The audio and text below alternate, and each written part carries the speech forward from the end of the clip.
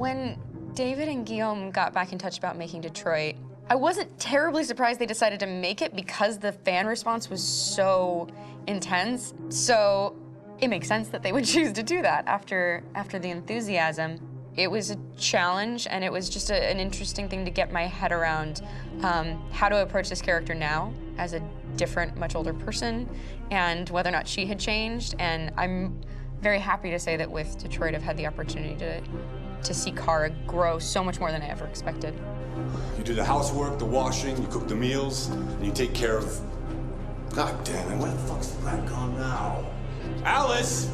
Alice! I mean, she starts out essentially how she does in Kara in a very, not robotic, but, you know, android other way, and getting to take this journey where she becomes more and more human as it goes on. You know, and as an actor, that's a wonderful exploration in every way, whether it's how she sits, her posture, how her voice changes, how emotions change, and how much emotion is based on things like empathy and social experience. And so having, you know, as much material as I got with David to have this huge, nuanced arc was really incredible.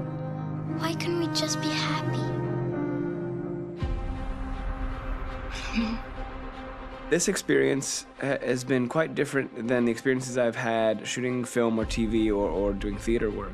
I have 83 dots on my face and a really flattering black wetsuit type thing, and you're jumping around with props, and it's kind of like being a 10-year-old imaginative kid, which is fun. There's 80 cameras around us. It's already lit.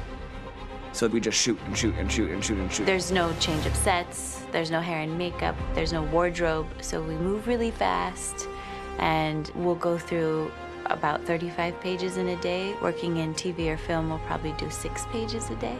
It's kind of acting boot camp. It's like working out constantly. I mean, you're doing this thing, and then you got to do something that's completely other back to back to back. And so that kind of process of working is very challenging, but it's also very exciting because you just have to keep coming up with new ideas, and your head goes all over the place because you're trying to keep track of basically 4 different storylines for each different response. You shot that girl, for fuck's sake. It was a machine that looked like a girl. Yeah, I know what I should have done. I just told you I couldn't.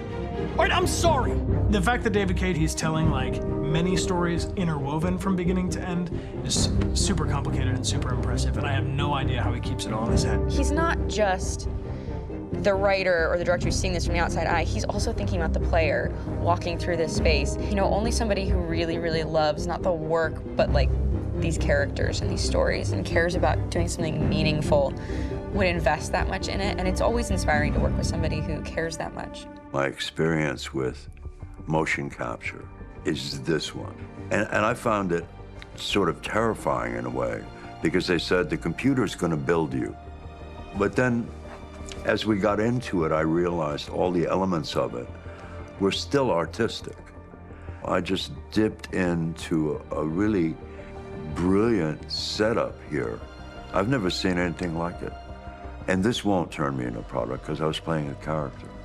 So it's wonderful. In the game, Detroit comes back because of a revolutionary industrial rebirth. And there's no reason why that can't happen in Detroit, because they have such tremendous infrastructure for millions and millions of people who can very easily support, you know, a new industry. The city is really strong and resilient, but the city has also been through so much. You see the damage. But it takes that time of kind of rebuilding and reinvesting into the city that I think is happening slowly but surely. The potential of Detroit as a city is something that this game does a lot of justice to, because it would be easy to look at Detroit as some place that used to be, and that's not the case. This game provokes a lot of conversation and reflection on our potential near-future engagement with machines. That's what we are to them.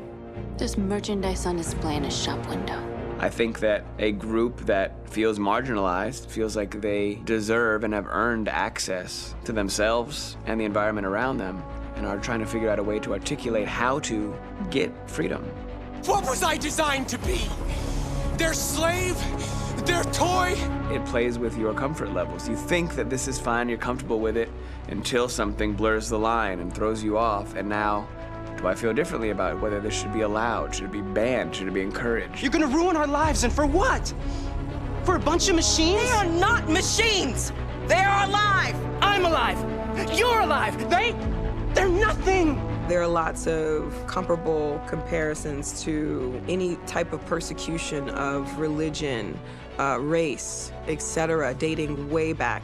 It can't just be a video game where you shoot 'em up or where people make these choices to do whatever. I think that's the whole point. You have the choice, and you can either choose to go in one direction with your character or another. And I think that's going to be very telling about the gamer. Very telling. I think there's going to be a really strong reaction to this game, which has such a strong perspective. I'm that much more proud of it now to get to be a part of it because it's important. In this game, you're actively building and designing the character through not just what kind of shield does he have or what color hair does she have, but like their temperament and the way they deal with problems. The different endings to this game are so radically different based off maybe seemingly insignificant choices in the moment, but like life, they all add up. And can't play life again, though.